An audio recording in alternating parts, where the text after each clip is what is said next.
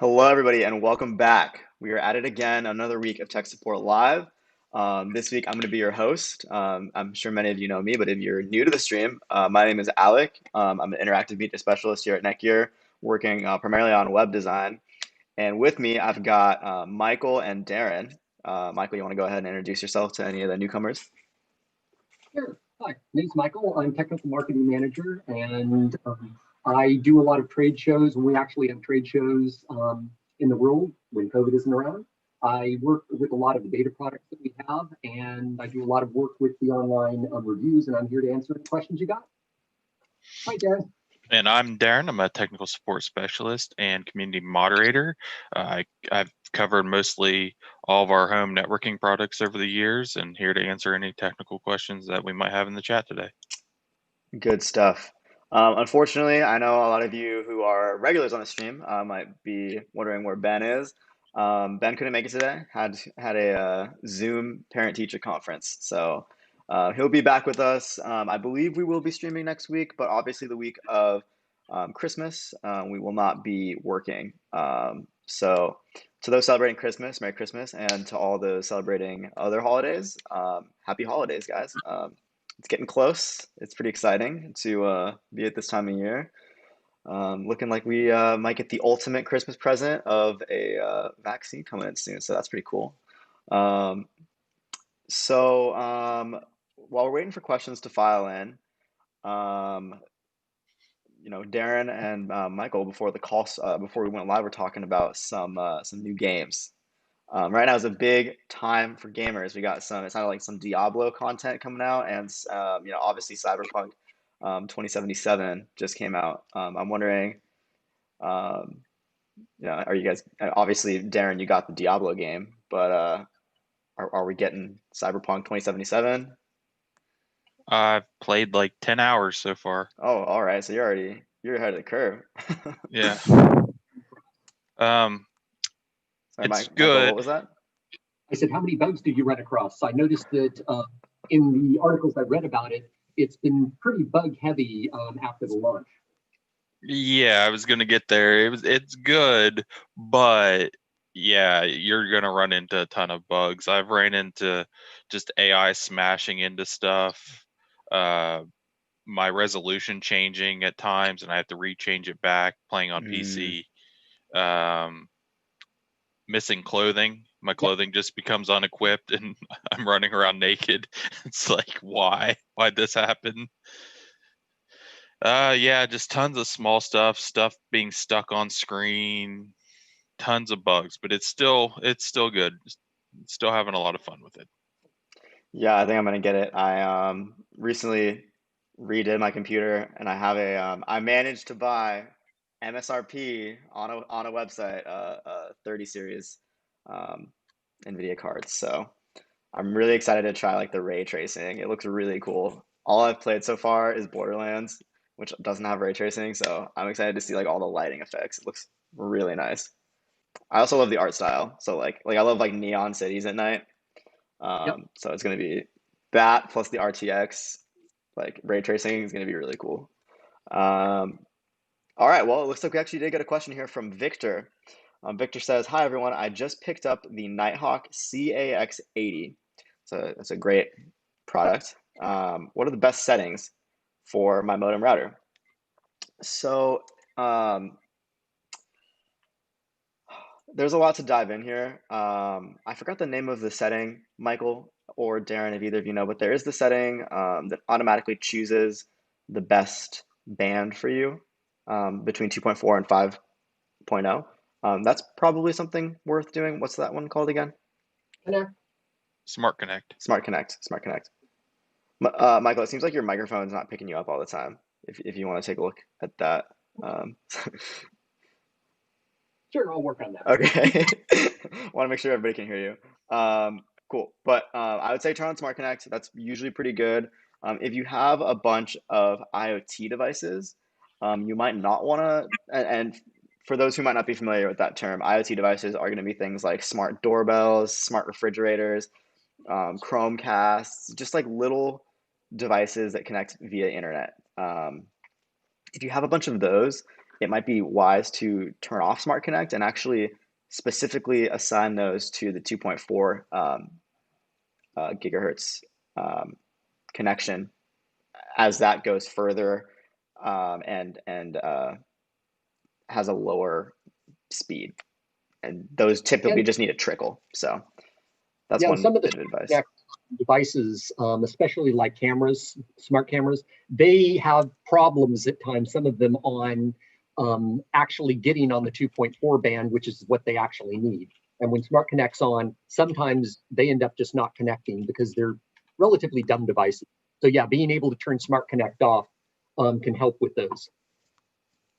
Yeah, I Definitely. would also say maybe find a Wi-Fi analyzer app and find the best channels for your wireless connection with your house. Could be if you're close to neighbors, you might be using the same channel, which could slow performance. So if you want to find one of those Wi-Fi analyzer apps in your app store, and then set your router the best open channel. Yeah, that's a good tip. Like I remember I did that ages ago. I said it's like 0.0.0 or something like that. Um, but yeah, definitely that's another thing that's worthwhile. Also, you know, this is kind of a broad question, so there's a lot of approaches to it.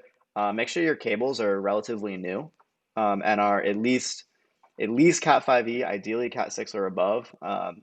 We've talked a lot on the show about the different categories of Ethernet cables. Cat 7 and 8 technically are better, but really such a minor difference you won't notice it.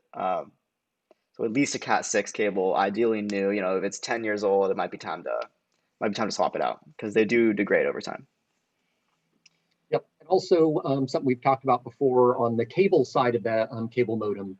There really isn't a lot that you can do on the cable side because that's actually being controlled by your ISP, and they're going to push out the correct firmware that they've certified for their particular service. So there's not a lot you can do on the cable side, just on the router side. Yeah, I mean, if you want to ensure that you have the newest firmware on the cable side, you could always like go to Xfinity and just like chat them. I find that their chat is better than their call line.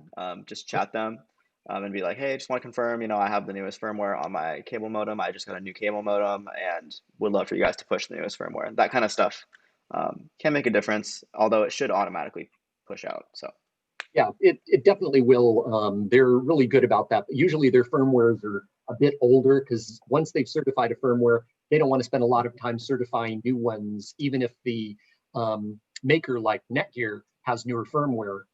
They kind of decide, is it worth them spending the time, or is firmware they're using working fine for their customers? So why spend the extra engineering time certifying another one? totally, totally. So hopefully that gives you a couple things to try to improve your internet speed. I guess the last thing, and the reason I want to dive into this question so much is because there's a lot of general knowledge to be served here. I would say in any case where you're able to run Ethernet, that's going to take whatever devices that you hardwire off of your bands, and it's going to allow more uncongested traffic to connect wirelessly. So me personally, I run wall plugs to my room, uh, power line adapters to my room and to my office. So really, the only thing connecting to Wi-Fi is my phone. Everything else is wired, which is, I mean, we never have congestion in the house, and I live with four um, total people, three roommates. So um, highly suggest that. All right, we have two more questions here, and one of them is really best answered by Ben. Unfortunately, Ben isn't here today. Ben is our NPG Nighthawk Pro Gaming guy, but we'll do our best. When is the XR1000 benchmark getting fixed? So it sounds like, I mean, Michael has an XR1000, but it sounds like it's a specific feature in the Doom OS software. Yep, and I don't know when they're going to be coming out with a patch for that. That definitely is something that would be a Ben question because I have no insight into that. Yeah, I mean they are still working on doing updates regular to it. So Mhm. if they're aware of the issue, I'm sure it's getting worked on and will be in a future firmware. Yeah, and we can definitely reach out to the Doom OS team and let them know that you're having issues with it, um, and then get it on their radar and hopefully have it be fixed as soon as possible. But yeah, just for everybody in the chat, you're always welcome to come into the chat and let us know what issues you're having with our software. We are really emphasizing software as a company right now, and so we're definitely willing to field feedback via the show and reach out to the appropriate people.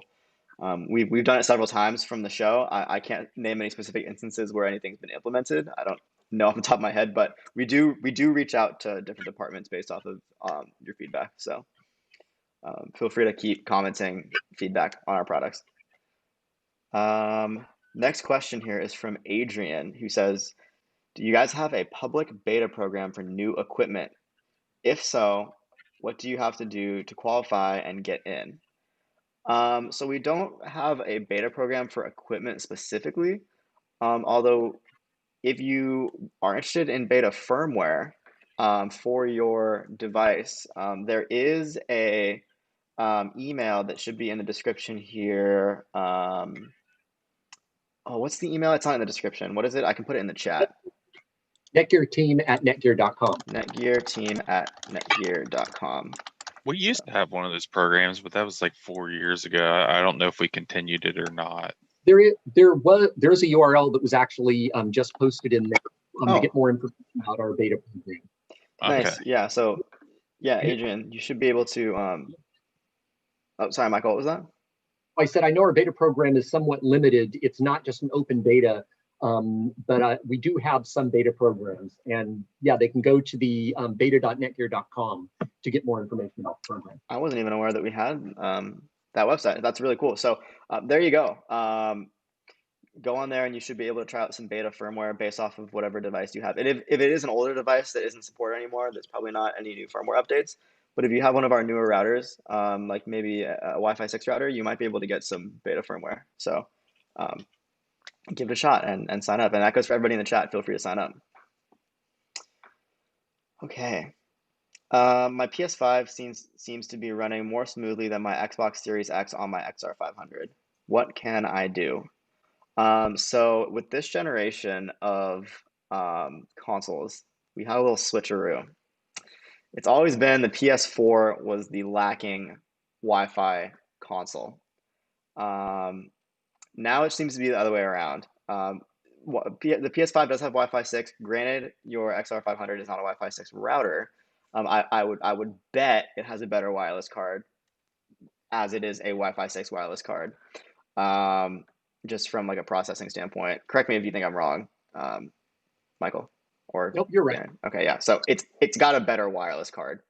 And if you did want to upgrade to the XR1000 or any other Wi-Fi 6 router, your PS5 is going to be compatible with that Wi-Fi 6 technology.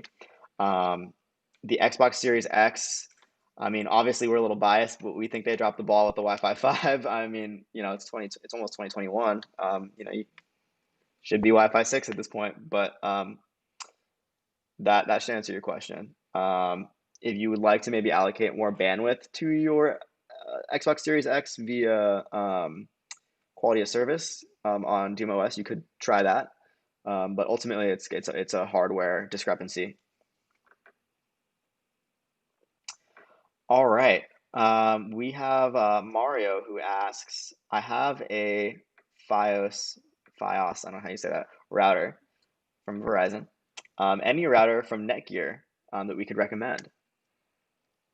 The short answer is none, because we don't have FiOS routers. Pretty much the FiOS modems portion of it to connect up to any of the ISPs that have FiOS are one specifically from your ISP, and they have it pretty much locked down. So we don't have any FiOS routers at this point. If you just have a FiOS modem, then you can connect a router to that modem, because the modem is what's converting the FiOS over into standard Ethernet connection. But if it's a combo unit, which is probably what you have, we don't have anything to replace it at this point because we don't do FiOS routers. Got it. Could Mario not put it into like bridge mode and connect a router? I do not believe so. I don't know if their FiOS routers allow it to go into bridge mode or not, but he could check with his ISP to find out. Got it. Okay. That might be your best bet. If you are looking to get a third-party router, you may be able to set yours to basically serve as just a modem, but we can't say. You'd have to call Verizon to figure that out. Yep.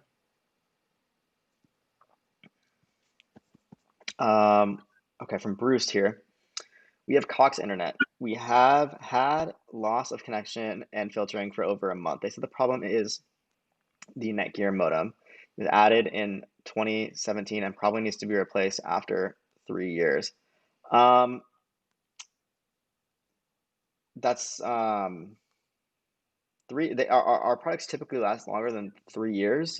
We've had viewers come in and say they've had their routers as long as 10 years. I would 3 years is, sort of the minimum you're hoping your hardware is going to last.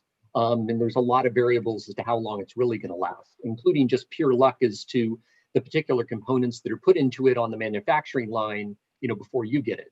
Because every resistor and every capacitor, is not identical. So, things can go bad, and 3 years isn't too bad. Normally, the main reason to be replacing every 3 years is you're trying to keep up with the newest technology. And in 3 years, chances are routers and modems have changed within that period of time. If with the Cox Internet, they're saying that they've done the test from their lines going down to your modem router and found that they're getting, poor signals coming back off of it, that may be the reason why they're saying it's time to replace it, is that the communication between them and the modem and router just isn't very good.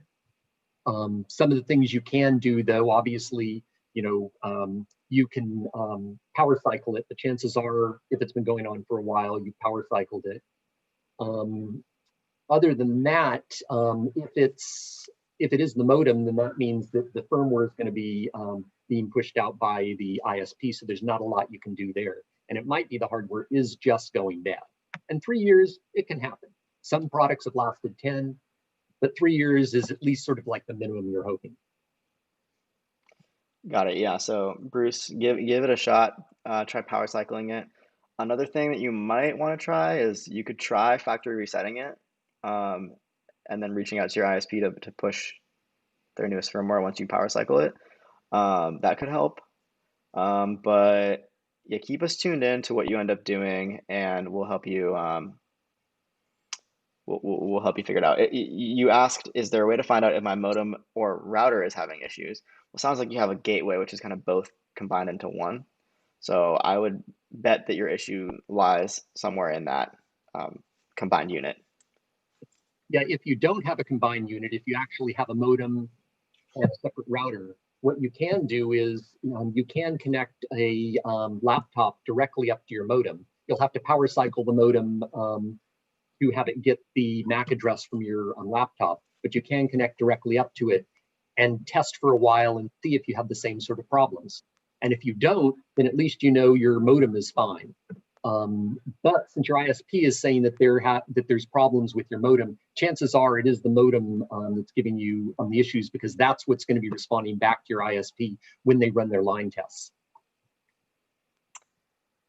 Cool. So yeah, Bruce, keep us tuned into what you end up doing, and we'll see how we can help you along the way. All right, we have a question from S. O'Brien, who says, I love your products, but with the new Nighthawk series models, why do they have lower specs and cost more? Example, the RX 120 versus the RX 200, and RX 80 versus RX 70. So they don't have lower spec. The RX 200 is rated for a higher internet speed than the RX 120, and same goes for the RX 80 and the RX 70. There could be an issue I mean, we did just redesign the whole website, so maybe you're seeing some discrepancies in the product pages. And thanks for bringing that to light if that's the case. But the RX 200, so the way you can kind of look at it is typically our products will say something like RX 200 Wi-Fi 6 router AX 12,000 or something like that. I don't know exactly what the RX 200 is. I think it might be, or is it 11,000? It's something like that. It's something like that. Basically, that's how many megabytes per second it can have pass through. So, the RX 200 is rated for 11 gigabytes per second or 11,000 megabytes per second. So that should help answer your question, and that should help you kind of understand the nomenclature of what you're seeing on our listings. So if it's something like AX 11,000, it'll be 11,000 megabytes. Wi-Fi 6, if you see something that's like AC 1100, then it's going to be Wi-Fi 5 at 1100 megabytes per second. So that should help you understand a little bit, and hopefully that answers your question. But feel free to follow up if you have any confusion. And one I mean, additional thing I'll toss in there is that also mentioned that listing of 3,500 square feet, which is how much coverage area it has. And honestly, with those, you really should take that with a grain of salt, because that's in what they've tested in our test labs, the maximum area that they think it should cover. But in a real home, that's going to definitely vary and most likely be less than that coverage, because of the number and types of walls that you have, where the router is actually located. Like because the signal from your router is basically going around in a circle around your router, if you shove it in the farthest corner of your home, then you're only getting half a circle's coverage on your home. So you should always take that with a grain of salt. And if you do need extra coverage farther out in the home, then you can look at some of our range extenders or Nighthawk mesh extenders to extend the signal even farther. Yeah, definitely. I'd say oftentimes you might be even getting better value in adding an extender versus getting a stronger router. Maybe the router is serving you perfectly well and you're just not getting enough coverage. You might not need to jump from an RX 80 to an RX 200 to get that extra coverage. Maybe you just add on, an EAX 80, which would be our AX 80 rated extender, basically. I also noticed, I think what he's saying is when you go to Amazon and search for those RAX routers, some third-party vendors are selling like a RAX 80 for more than a 120. So the price variance is what he might be confused on. Is like, if you look at who's selling it from Amazon, it's a third-party shop Got and it. not NETGEAR or Amazon themselves. So that's why the price might be all over the place on those products. Yeah, you definitely want to, on Amazon especially, make sure that you're buying directly from Amazon if possible, because there's a lot of third-party sellers that jack up the prices way too much, especially if it's a new item that is coming out with limited availability. I've seen products that we just released with third-party sellers adding additional $100 onto it on Amazon, almost like 2 days after the first batches hit the stores. Yeah, definitely. I would advise, if it's available, I would advise shopping through our store. Yeah, We do discount a lot, and we have a lot of great sales on there, so I'd check that out. It's like Prime Day every day, pretty much. Cool. And then we have a comment from Ryan Fries. Hit the thumbs up, everyone. Yeah, definitely. Thank you, Ryan, for reminding everybody and reminding me.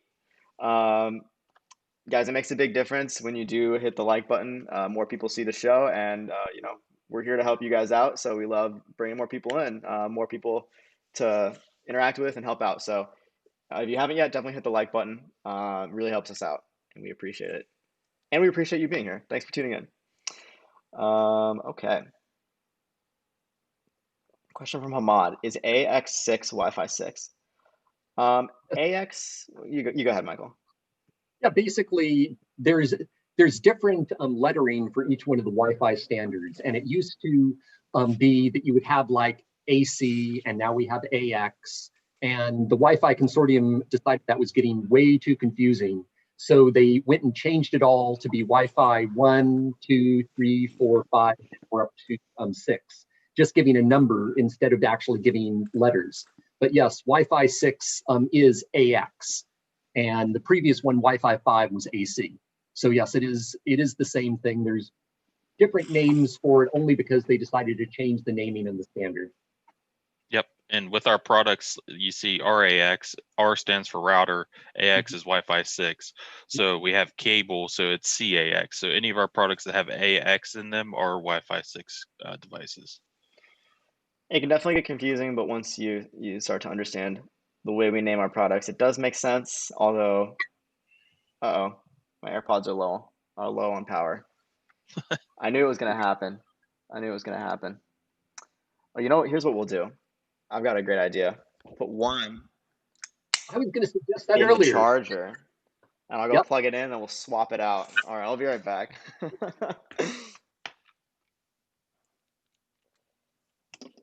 All right. When this one dies, we will swap. All right, cool. Can you guys still hear me? Yep. Yep. Okay, cool. I hear you on this side, so. All right, cool. We have Vanessa Kitty back. Vanessa Kitty, always a pleasure to have you. Welcome back. We got Dan K says, hi guys, at Michael and at NETGEAR. Michael, you got a fan. Woo. There you go. Welcome back. Well, welcome for the first time, or welcome back. I'm not sure if I've seen you here before, Dan. Okay, cool. So we're all caught up on questions. Let's. Oh no, we're all caught up on questions. So we kind of got cut short on our Cyber 2077 conversation. Darren, aside from the bugs, how do you like it? How's the game treating you? I like it a lot. I feel like combat and loot is very Borderlands like. The RPG-ness is very Mass Effect, and the open world is very GTA. Okay, so it is an open world game. I wasn't aware. Yeah. Yeah, I don't really know anything about it besides like screenshots. I don't know the format whatsoever. Just take Borderlands and add deep RPG to it. Okay. Borderlands is probably my favorite game series. I love Borderlands. I'm excited if it ever comes out. Really excited for Elder Scrolls 6. That's probably my second favorite. I really love that. But yeah, I'm itching to try Cyberpunk 2077. Have you tried it yet, Michael? No, I haven't. But since you mentioned Elder Scrolls, you should try the Elder Scrolls VR. That's actually a lot of fun. VR. Huh. I've never tried VR. Well, okay, I have tried VR, but I don't have a set. But I know the Oculus is really popular. Kind of want one. Yep. And the Quest 2, just came out. You can't get your hands on it now because it's sold out until I think probably mid-January. But Oh, geez. that's a nice priced wireless VR headset that you can also wire into your PC for the heavier processing type games. So you get both. Yep. You get both. That's pretty cool. We do have somebody at Netgear who he has this cloud gaming service called Shadow PC, and it's kind of similar to like Stadia, except you get access to an actual remote desktop, and he uses that remote desktop to power his VR set. So he's doing VR via cloud gaming, and it works. He let me try it. It's pretty low latency. Like I really couldn't notice any lag, no input lag. It was running perfectly because we tried it back in the office back before we were all working at home, and it was really cool to see just see it working like that. It was awesome. So Yeah, I'd love to learn what the amount of data traffic that has to be used while you're running off of their servers. Because I know just recently the article came out that Comcast is definitely going to be putting in their data caps across the nation now at I think 1.3 terabytes a month. And if there's a lot of data traffic and you're a heavy gamer, you can run through a lot of data, pretty quick. You toss in some 4K videos, for other people in the house using, and you really need an unlimited plan. yeah, it's gonna be rough. Hopefully we, living with 4 people, hopefully it doesn't become a problem. I don't think it will. Although I do love my 4K. I have a 4K TV in my room, and I really like it. I might have to start doing 1080. To charge you extra money. I'll be back in a second. My lab light went out. Oh no! All right, we'll get Michael back in just a second here. He has to wave his hands around, make sure the light goes back on. I'm back again. All right, welcome back. Welcome back. We do have some questions here now. One from Dan K. Oh, he was one of our first OG viewers, one of our original viewers. Well, Dan, thanks for sticking with us. Question: how does the NETGEAR router work with Wi-Fi 6? Are there any special settings? No, not really. I mean, if you have a Wi-Fi 6 router and you plug it in, it will broadcast Wi-Fi 6. So no need to worry about toggling any sort of Wi-Fi 6 settings. If your devices are compatible with Wi-Fi 6, which they must be compatible in order to use the benefits of Wi-Fi 6, they will also automatically use Wi-Fi 6, though it is backwards compatible with your older devices. So. Then it would fall back to whatever standard your older device actually supports. So even if it was a device that only supported Wi-Fi 4, it would still be able to communicate with the router. It would just fall back to that protocol. Totally. Cool. Okay. Next question from Adrian. Are any/all RAX series routers mesh capable? Could I use 3 RAX 120s in mesh configuration? I mean, kind of, but you really wouldn't want to do it that way. You could set them as access points, but you're really wasting your money in doing that. You want to have a central kind of core router of your mesh for your mesh system, and then accompanying satellites, right? So if you want 3 access points in your home, you would want 1 RAX 120 and then 2, ideally, EAX 80s. Those are going to give you Wi-Fi 6 throughout your home. You can pair it with Wi-Fi 5 satellites, though when you're connected to those satellites, you will not be getting Wi-Fi 6, unfortunately. So I would suggest doing that, and then you'll be using Nighthawk Easy Mesh, I believe it's called, to create that network. Or if you wanted to just make it really easy, Orbeez come pre-paired. They're really easy to set up.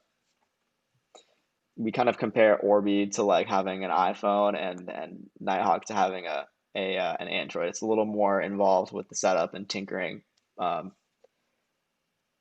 you could get the same kind of almost the same performance with a Nighthawk system if you're willing to get in the weeds and do it yourself.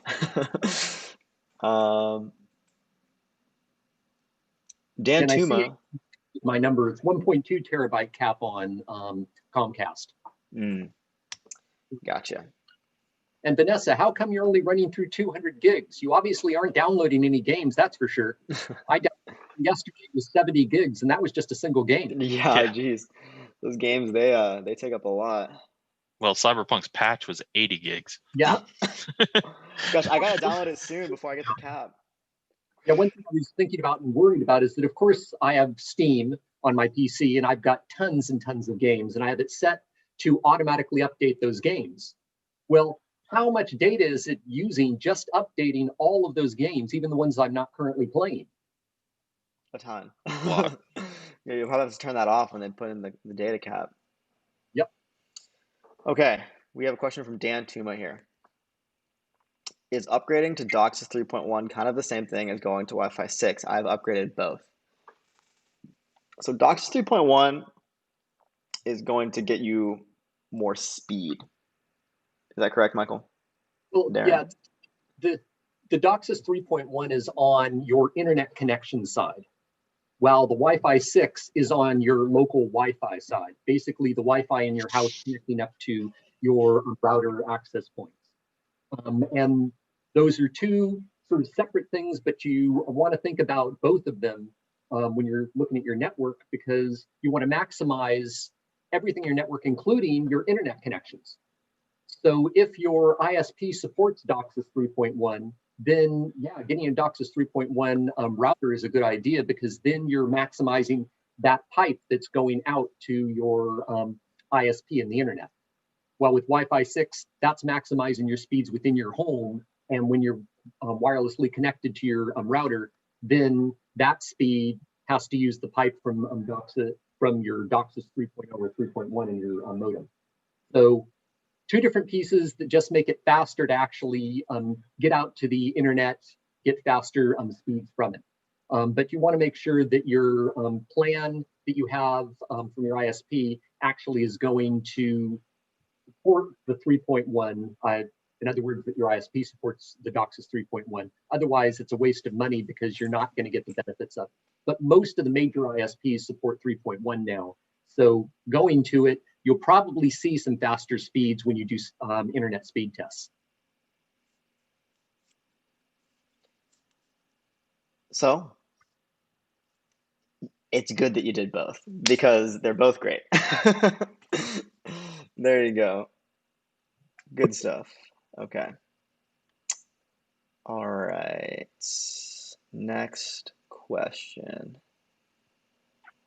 Mad Biker's question. I want to steal Ben's thunder since he's not here. Oh, Yes, there you Mad go. Biker. We do have the beta out this week for the XR700 Duma 3.0. Christian should be able to link you to it in the chat once he hears me talking about it. But Ben wasn't here to tell everyone. Sorry, guys. I feel like we've been getting that question every week for like months now, and the one time that Ben could have given you an answer, he's not here. Kind of unfortunate for Ben. Okay, let's see here. I'm just trying to catch up, make sure I don't miss anybody.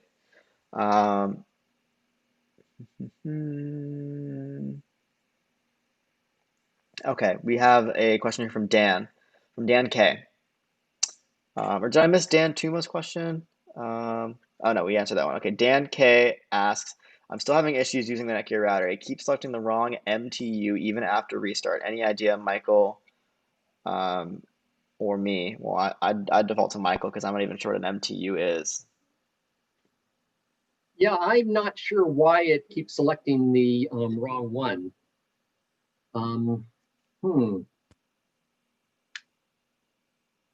Resetting it. Yeah, you actually have me stumped there. I'm not sure why it would. Darren, do you have any ideas? What was the question again? He's saying that his NETGEAR router keeps selecting the wrong MTU even after he resets it. Maybe it's a browser issue. Maybe try a different web browser if it's not saving the setting, or a pop-up blocker's causing it to not save that setting. That's kind of odd. Yeah, I'm not sure why it would be changing that. You could send an email to netgearteam@netgear.com and we could try taking a look at it. And which router was that on? Oh gosh, I forgot. It is question. I don't see it there. So yeah, Dan, if you could send an email to netgearteam@netgear.com with that question as well as the particular router that you're using. We've been doing the show for about 8 months. We've never ever stopped Michael. That was the first time. There has to be a first time. That was the very first time. Yeah, I mean that's like that. I mean, I don't even know what an MTU is, so definitely reach out. Definitely reach out to our support team. We'll try to give you some more help. Okay. CCDB asks, R7000 finally connected a hard drive to router via ReadyCloud. I can't create a link to access the hard drive without giving up to PC. How can I stabilize the wireless connection of my assistant devices? Sitting with network open on assisted devices. Do you have the ReadyCloud app? That typically is what I use to connect to my NAS. Alternatively, you could use Plex if you're trying to do media. I have a Plex server on my NAS and I have a Plex on my Roku TV and my phone, so I'm able to access everything via that. Any other suggestions aside from those two apps? That should also be creating the, when ReadyCloud's connecting in, it should be creating to a ReadyShare directory on that, on your router. And you should be able to go directly to it just by using the URL, which I think 2/ and then ReadyShare. I'd have to look that up, but yeah, because I have two hard drives connected to my router at home, the R9000, and I can get to them just by going to ReadyShare in a browser, even on my phone. So yeah, try those out. Look into those. Yeah, everything we just mentioned, that should help you do what you need to do. I'm gonna swap headphones real quick. This one's on 4%. We got to switch back. 1 second. All right, we're swapping out. Okay. Oh, this one's on 72. Wow, that's some quick charging. This one was getting all the power. I didn't have to share. Okay. All right, so now we are good. Okay. So we've got 15 minutes left here on the show. So guys, get your questions in. We should be able to address everybody's question before the end of the hour. So get those last questions in, and we will do our best to answer them. Okay, so the next question here is from let's see. Why did you cancel my PS5 order? Well, if I had a PS5, I'd probably keep it myself because those are hard to get a hold of. We don't sell PS5s. People are actually stealing those out of trucks. Oh yeah. I believe it. It's like gold right now. Scalpers are crazy. Yep. Yeah, you go on like OfferUp or eBay and you see them for like $1,000. It's insane. Okay, let's see here.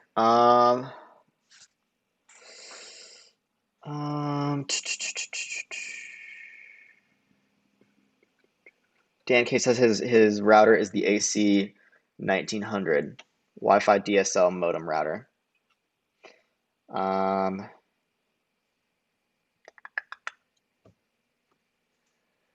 I still think we don't know the answer to your question. Definitely reach out to the team. Adrian says, Alec, any thoughts on the new AirPods Max? I will not be buying them. They are way too expensive, and I would much rather have Sony's. But I'm not much of a, like, I think wireless headphones are great, but I only use headphones when I'm like sitting down. Otherwise, I'm using like earbuds when I'm like running or like running groceries. Like, I don't want to be that guy like at the grocery store with like full headphones on. I feel like I'm just too isolated from reality if I do that. Well, you also don't want to pay a fortune for some earbuds that you could lose at any time either. Yes. I haven't lost my AirPods yet, but it's always a problem. I could lose them very easily. So let's see here. Those are my thoughts. They are cool though. I think they look really cool. I like the design. It's tempting. I had an instance where I thought maybe I'll buy those, and then I quickly said no. Don't do that. Put that money somewhere better. All right, let's see here. Oh, the AirPods Max are actual headphones. Yeah, they're actual headphones. They're like I would rather go to an actual sound company to get that type of headphone. Like Sony's. Sony's are great. Sony's, Sennheisers or something. Yeah, spend money on that. I don't know. I'd trust Apple with that type of. Yeah, really, the only thing they're able to offer is like the Apple ecosystem compatibility. Like, aren't they hurting their own company in Beats though? Isn't that what Beats does? Yeah, I've noticed it. Like, I was kind of like browsing their site, and I've noticed that like they're kind of transitioning Beats to be like an affordable option, which is kind of crazy because it used to be like the super expensive, like you wear Beats to like flex on everybody, but now it's like I think the Beats wireless headphones are cheaper than the AirPods or something like that. Like that's strange that they have competing companies within their company. Yeah, they're definitely all over the place, but I'm sure there's a method to their madness. I mean, they're fifth largest company in the world, so. I was looking at the largest companies in the world. Walmart is the largest company in the world. I can believe it. Bigger than Amazon. Yeah. Yeah, I see Dan K had a question on, do we have any routers that support SIM cards for gaming? Thinking that is a last option because my connection is partly fiber, mainly aluminum, causing problems. The answer is yes, we do. The LAX20, which is a router that also allows you SIM card in their fallback. But if the aluminum that you're talking about is like aluminum roofing on your house, a cell signal is going to have just as much of a problem going through that. In fact, I have a friend that just moved to a new home where the roof of their house is metal, and he never answers his phone because the call never gets to him unless he's standing right near the edge of the house. So it depends on what's causing your signal to be poor. But yes, the LAX20 is the Nighthawk router that has an LTE SIM slot. Gotcha. Yeah. We as a company are expanding the mobile division. It's something that we're really not many other companies are doing it, and we're curious to see what can be done with that technology. So we have the router, we have an Orbi system that's run by SIM, and obviously we have the M5, which we were keeping a secret for so long. Um, I think that's the world's only Wi-Fi 6 5G LTE puck. I like to call them puck routers because they're like little pucks, but um, yeah. Okay. So that should answer your question. But let's see. Next question here. We have an observation from Dan here. They're making Beats more of their everywhere brand. It's compatible with Android, for example. Okay, that makes sense. That makes sense. Question from Steve. Hello, I'm receiving several denial of service attack messages in my DAX50 router logs. I think you might mean RAX50. The D is a little, I was looking at my keyboard, it's adjacent to the R, so maybe that's what you meant to type. Are they false positives? Michael, I believe you suggested, or maybe it was Darren, like the software where you can see the location of pings. Yeah, there's one program, there's many of them on the internet, but one of the ones that I've used in the past is called Virtual Trace. And what that does is it allows you to put an IP address into it, and it has a world map, and it'll actually draw lines tracing from where you live to each hop that it has to go through all the way to wherever the end location is. Mm-hmm. And, you know, it's basically for fun because it's not going to stop anything from that location, but it allows you to at least find out where it's coming from. And DOS attacks in your logs, normally I would say, don't worry about them. We all get them. It's just something that happens. Sometimes they're real. A lot of times, yes, they're just noise off of the internet. Some system happens to be pinging the wrong IP address, or, you know, doing a test on a bunch of IP addresses. But normally, if they're in your logs, that means they were blocked anyway. So not something that I worry about. Definitely, yeah. It's like if it's not broken, don't fix it. If nothing's wrong, if you're not getting any actual cutouts, don't worry about it. But I do think it's fun to see those pings. You know, is it all coming from the same location? What country is it in? You know, what region? I don't know. I love like looking at maps. I think they're cool. So I like to see that kind of stuff. So might be something fun to check out. But yeah, if nothing's wrong, I wouldn't worry about it. But definitely come back and follow up with us if you're having issues. Yeah, and it is something fun. I found ones that were coming out of like the Netherlands, a couple times out of Russia, you know, just a lot of things just bouncing around the internet. It's quite the place to bounce around. All right, let's see here. A question from from Ronald, who asked, any reports of issues from the RAX20 users where DHCP fails to assign IP address to certain devices, but when assigned static IP, there's no problem? Well, there's a report of it now with your comment. Do you guys think we could help them out? Any information on this situation? It's a little more technical than I can answer. Yeah, I haven't seen any reports like that or through any of the reviews people complaining about it.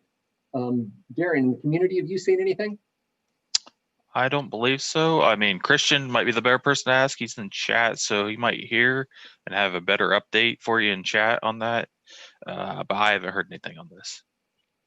Cool. So yeah, Christian, if you have any info on that, let us know. If not, Christian can drop a support link or a support email for you in the chat, and you can email that. and we'll help you out. I have a quick answer to Adrian's problem. I have that motherboard, the MSI Gaming 5 in my old PC. You may want to try to download MSI's Dragon Center software and have it do its updates to update the motherboard, the BIOS, and the Ethernet drivers to maybe see if that Ethernet port starts working for you again. Yeah, also, I actually just built a PC with an MSI motherboard. I believe they use Intel Ethernet, so you might want to also just make sure you have the Intel drivers. But if you look up drivers for that motherboard, they should pop up with the Intel drivers. So yeah, a lot of MSI motherboard users in this Or chat sorry, here. Argenis, not Adrian. They had the same A thing on their symbol. All Got me good. confused. There's only one 790 or Z97 question in the chat, so I'm sure you got it. Okay, let's see here. Vanessa asks, does the LX20 have external antenna ports? Yes, and it comes with the antennas. It looks just like a RAX 40, 50, 40, 50. It has 4 antennas, I believe. So that would be, it looks just like the RAX 50. How to fix cropped firmware. Router will not boot up. Just power light blinks on my router. R6350. Definitely might want to flash an old version. It sounds like it is currently bricked, and you might need to plug in a USB and flash the old firmware. No, unfortunately, that is like the worst thing that can happen to your router, because you can't even get into the router to be able to try to push in a new firmware. And yeah, the factory reset's the only option that you have at this point to try to get it into a state where you can get in and flash it with a different firmware. But if factory reset, it still is completely dead. Even when you've got a hardwired PC into it, you're getting nothing from it. Then it could truly be bricked, and hopefully it's under warranty and you can have it replaced. I'm just going to respond to Argenis in the chat here. It is Dragon Center by MSI. Yeah. Okay. And for T asking about, will we be releasing any Wi-Fi 6 products in the near future? The only answer we can give is we can neither confirm nor deny whether or not we will. At this point, we don't have any info as to new products that are coming out, but stay tuned for CES, because that's when we tend to announce a lot of new products. Yeah, only a couple weeks away. Definitely, and I think that's a good note to make there. CES is going to have virtual attendance, and we are going to have a virtual booth, and we're also going to have a ton of web pages on our site that are going to support all of the announcements we're making. So even if if you don't want to pay to go to CES, because it is $150 to attend virtually, which is a lot. I personally will not. Actually, I think because we're there, like our company's there, we get to go virtually. But so maybe I will. But all of our announcements are going to be visible on our website. So definitely around CES time, tune into netgear.com and check out all the beautiful web pages with all the beautiful information. And you'll get to see what we're doing. And your question will be answered. And you'll get to answer all the follow-up questions the following Friday that we do one of these. Oh yeah, this will be a busy stream that next Friday. Speaking of which, this is already a busy stream. We got 42 viewers.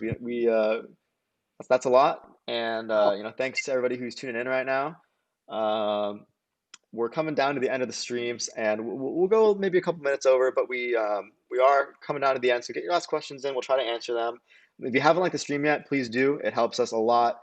Not only during the stream, but also it gets more people to see the recap, and maybe they'll be able to find some knowledge via that recap. So definitely like the stream. If you haven't yet, we really appreciate it. We're almost at 20 likes, which is awesome.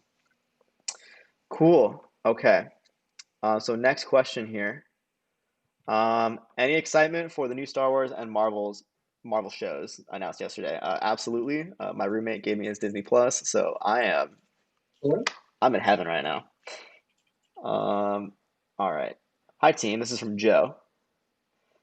Is it necessary to have a tri-band router with 2 5 gigahertz bands? I guess the real question is, can I have too many devices on a 5 gigahertz band in a regular home?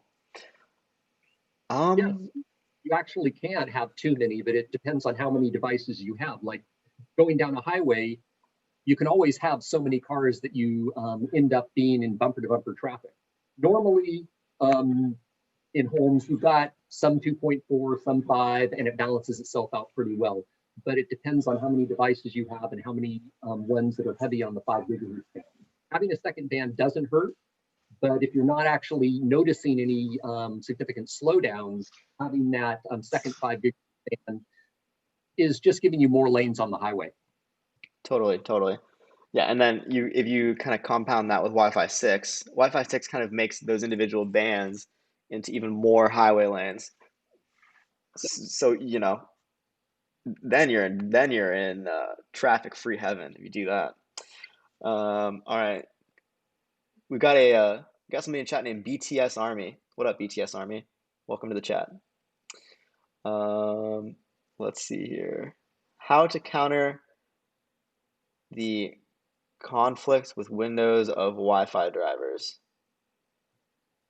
Not sure I'm understanding the question. I would say always make sure you're updating your Wi-Fi drivers. You shouldn't be having any conflicts if you're getting them from the manufacturer of your Wi-Fi card or directly from Microsoft. You shouldn't have any conflicts. If you do, delete them and reinstall them. Or just That's usually the easy thing to do. Go in, yeah, just remove the device from the device manager, then rescan. It'll find it again. Try to reinstall the drivers. If that doesn't work, go out to the manufacturer's website, get the latest drivers, and then manually go in and tell it that you want to use those drivers. okay. Next question here is from Explanatory Live. I would like to replace my ISP fiber router. What products do you recommend? Should I replace it with a router plus Wi-Fi or just a router and then go to a great Wi-Fi device? Um, Explanatory Live, I think there might be a little misunderstanding on what your Wi-Fi system is kind of comprised of. So typically, a Wi-Fi system is comprised of a modem and a router. The modem is taking the signal from your ISP and converting it to a broadcastable signal for your router. I don't know if I explained that very well. I'm sure Michael can do a better job, but that's kind of the dumbed down version. Those are the two components that you need, a modem and a router. Right. And they can actually be combined into a single device, which is called a gateway. And if the modem that you have from your ISP is also acting as your router, then that means that you've got a gateway. So it's a combined unit where you have modem and router in a single unit. If you want to replace it, you can replace it either with another gateway, or you can replace it with a fiber modem and then choose your own router that you want to have go along with it.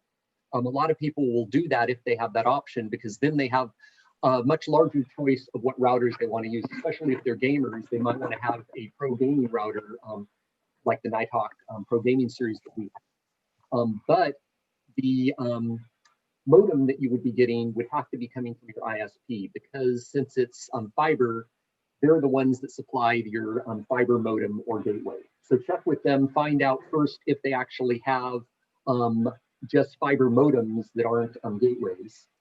And if they do, you could have them swap that out, and then you could go out and buy any router that you want to handle your router and the Wi-Fi in your home. There you go. So that Yeah, should answer your question. I don't know any company that allows you to have your own fiber modem yet. It's not like cable at all. No, you have to go through your ISP for it. Yeah. Which is too bad, because it means that chances are you're not getting the latest and greatest hardware. But they pretty much have a lock on it right now. Exactly.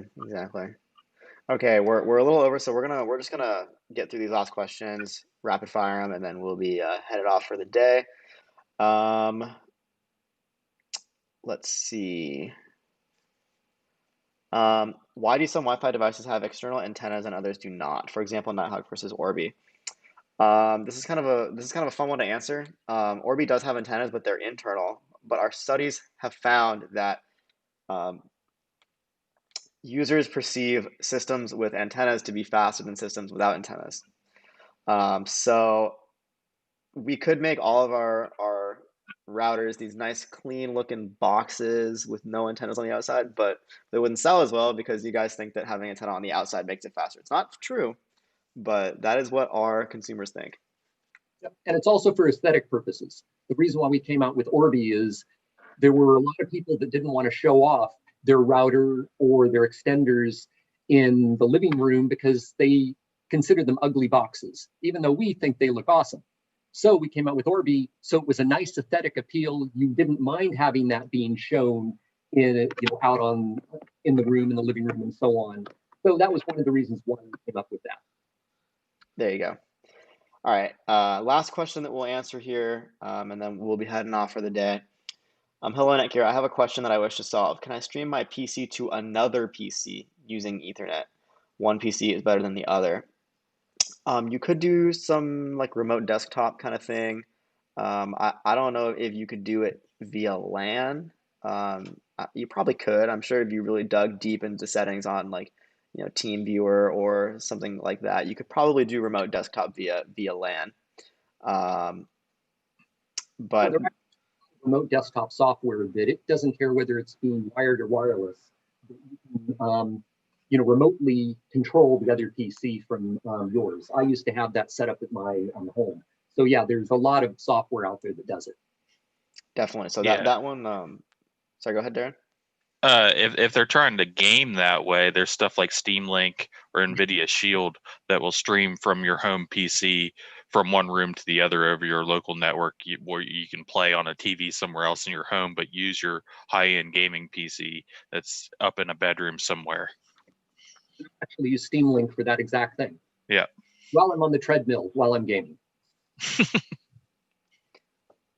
All right. And then last question, real quick. Odd Jews, can I use router with Xfinity? Yes, you can. All right, Just make sure you pick the correct router. If you happen to have the Xfinity triple play with voice, then you want to make sure that you get one of our Nighthawk routers that supports voice. And their names will always end in the letter V. So like an R2060V would tell you it's a router that also has voice support. There you go. Okay, so that should end the show. Really appreciate you guys tuning in. We appreciate all the likes. It's always great to have a nice, large audience to engage with on these Friday evenings. If we didn't answer your question, we apologize for missing it. And definitely do come back next week. I believe we will be streaming next week, but stay tuned on our social media to get more information on that. And we'll also post here on YouTube if we're going to cancel the show. But we should be streaming next week, I do believe. You should be with Angelo. So with that being said, we're going to close out the show. Thanks so much for tuning in. It's always a pleasure to be here. Do you guys have anything else to say? Just everyone, if we aren't here next week, have a great Christmas and New Year's. If we are, we'll see you in a week. All right. All right. Take care, everybody.